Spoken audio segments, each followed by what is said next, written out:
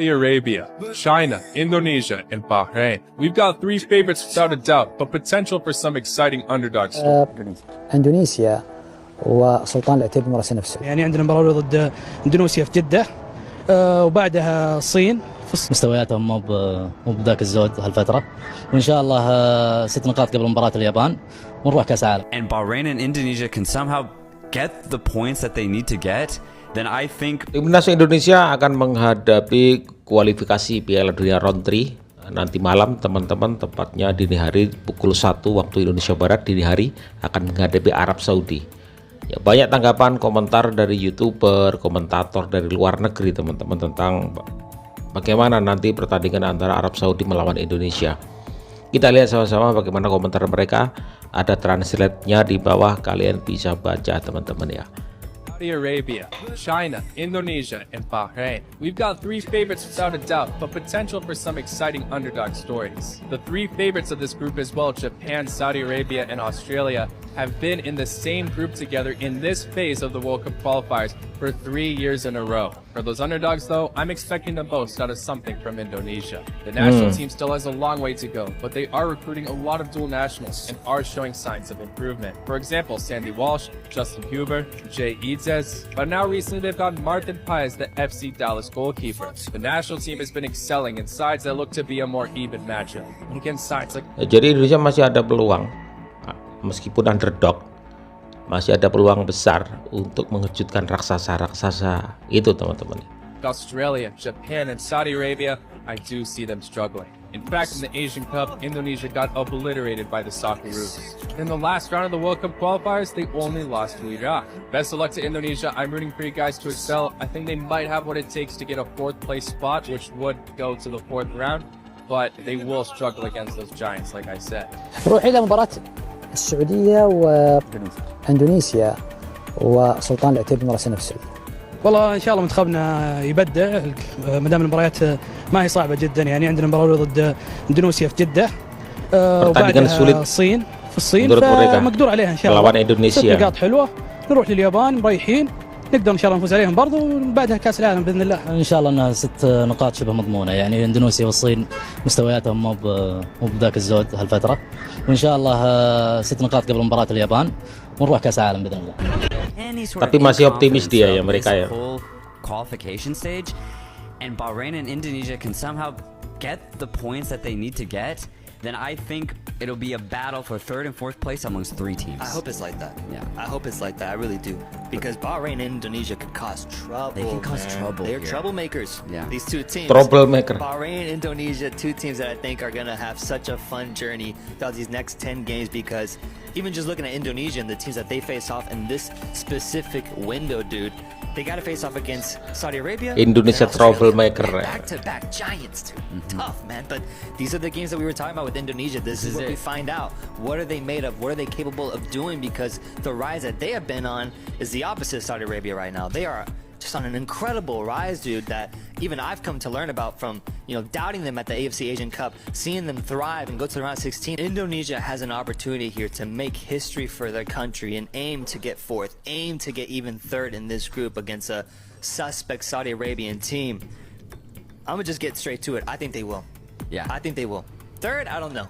But 4th, I think they can do it. I think it's going to get dramatic for Indonesia, just because you look at this squad, I still can't believe how young they are. I can't believe it. The starting lineup is just 20-year-old, 21, 22. And that might be as old as it gets sometimes, man. It's nuts. The amount of players Sekuat masih muda Indonesia. It's only like 4 players. It's crazy how young this team is. But that's what's exciting about Indonesia, because yes, they may be inexperienced, and that's going to come into play throughout this qualification stage, but the talent that they have is very exciting. And not even counting the players that play in Europe, even the Indonesian players that play domestically, they play at a pretty high level. Similar to Jordan, I think it's surprising the level that some of these players play at, even though these are like basically non-existent leagues to, the world of Europe, the world of the Americas. So I think they're going to be able to surprise in that manner for sure.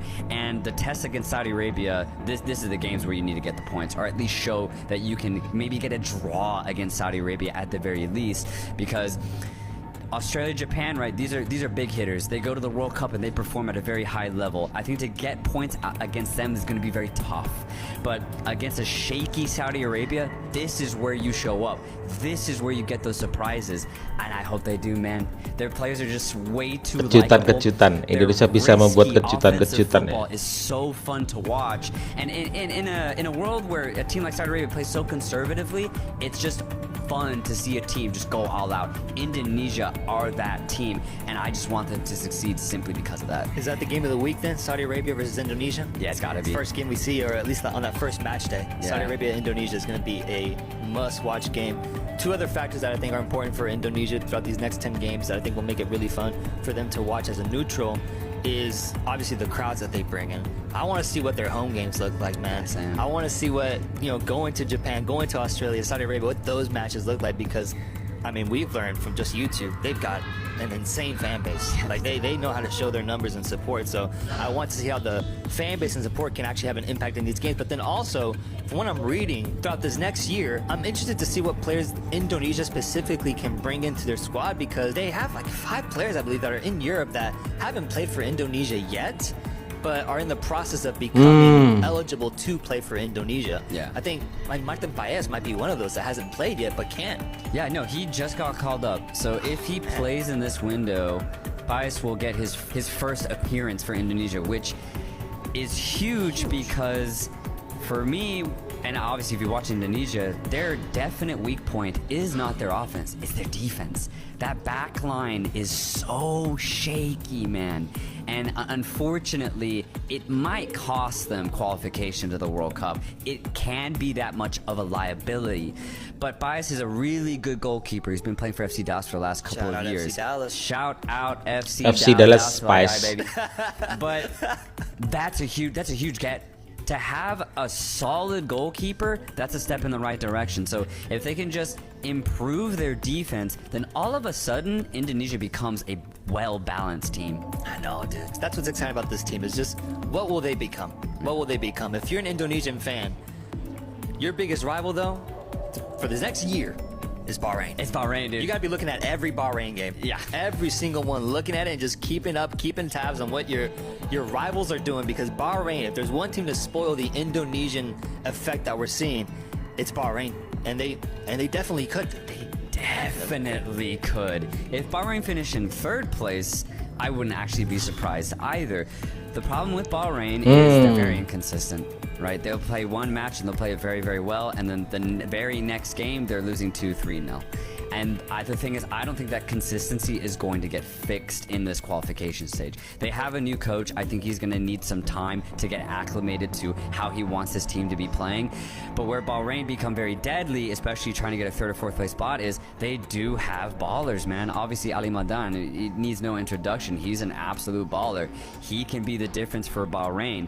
And when you only need to get 4th place, man, Bahrain have the defenders, they have the midfielders to definitely finish in 4th place, man. So absolutely, if you're Indonesia or if you're Bahrain, you're looking at one another hoping that you just drop points where you shouldn't. Yeah, that's why this is the group of death, because Bahrain could end up in 5th or they could end up in 3rd.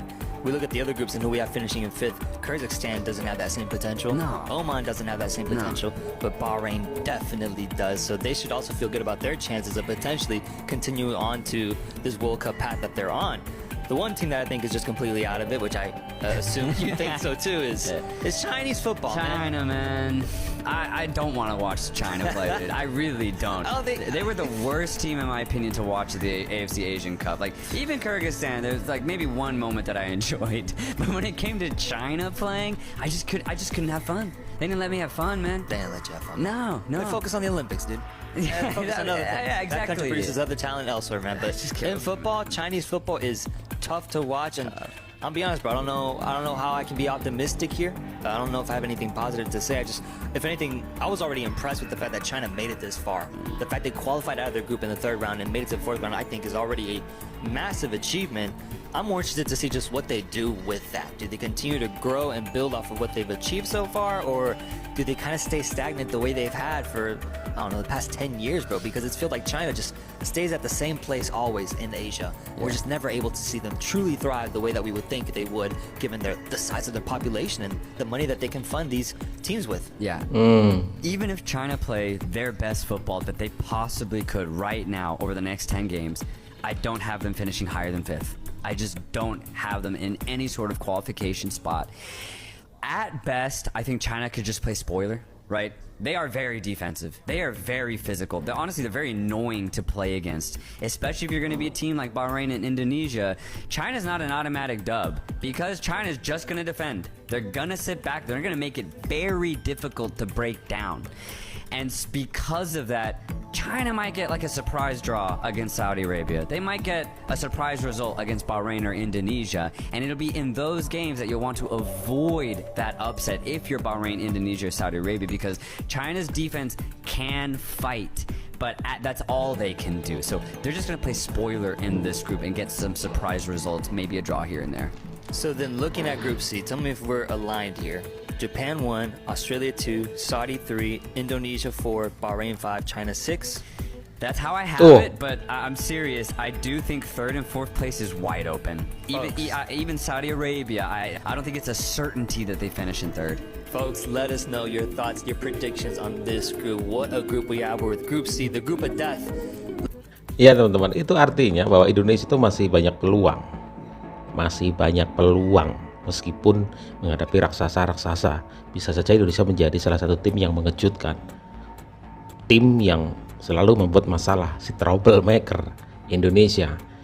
Ya, mereka positif, mereka berpendapat bahwa Indonesia bisa meraih peringkat 4, 3 mungkin, ya bisa saja teman-teman. Ya, kita dukung nanti malam teman-teman jam 1 dini hari, kita lihat sama-sama ya pertandingan ini, kita support pemain timnas kita, semoga mendapatkan hasil yang positif. Assalamualaikum.